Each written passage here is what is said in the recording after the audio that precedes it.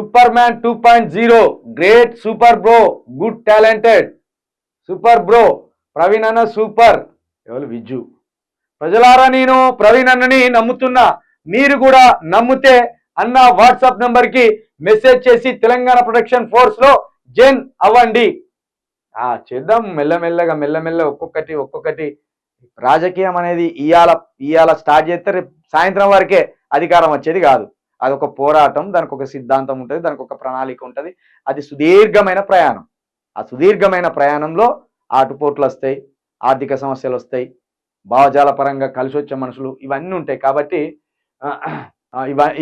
ఇవన్నీ ఉంటాయి కాబట్టి దానికి ఒక సమయం పడుతుంది. సమయానికి అనుగుణంగా, సందర్భానికి అనుగుణంగా అడుగులు వేసుకుంటూ పోవాలి. మాకు ఇప్పటికిప్పుడే అధికారం కావాలి, మొత్తం దోసుకోవాలి, ఇలాంటివి ఏమి లేవు. కొంత భావజాలంతో కూడిన మనుషులను కట్టడానికి ప్రయత్నం చేస్తాను. వెంకట స్వామి, మీరు అన్నట్టుగా సమ్మక్క సారక్క విషయంలో చాలా క్లుప్తంగా వివరించారు బ్రదర్.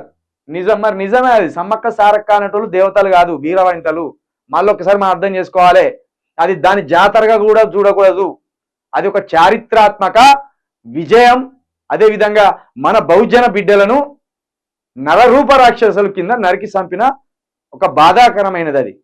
అక్కడికి పోయి మనం మొక్కులు అర్పించి రావడం కాదు, వాళ్ళను స్మరించుకొని, వాళ్ళ చరిత్రను స్మరించుకొని, వాళ్ళ ఫైటింగ్ను స్మరించుకొని మనం ఎట్లా ఈ దోపిడి దొంగల మీద ఫైట్ చేయాలనేది అది రావాలి మనకు స్ఫూర్తి. మనం ఏం చేద్దాం, ఎప్పుడు తయారు చేసిండు అదో సమ్మక్క సారక్కని అట్లా తయారు చేసిండు, కానీ చరిత్రను కనుమరుగు చేసిండు. బెల్లం ఎత్తుకుని ఒకడు పోతాడు, చీరసారలు పట్టుకుని ఒకడు పోతాడు, తలంబరాలు పట్టుకుని ఒకడు పోతాడు. వామ్మో, అసలు దాన్ని మొత్తం పిచ్చెక్కిచ్చిన సమ్మక్క సారక్క సంబంధించిన చరిత్రనే మొత్తం ఆదాయం చేసి పడేసిండు. పాలకులు కూడా ఇది కాదురా నాయన అంటలేరు, ఎందుకంటే అక్కడ ఆదాయం వస్తుంది.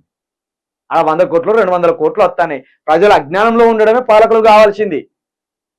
ప్రజలు విజ్ఞానంలోకి వస్తే పాలకుల ఆటలు నడవాయి.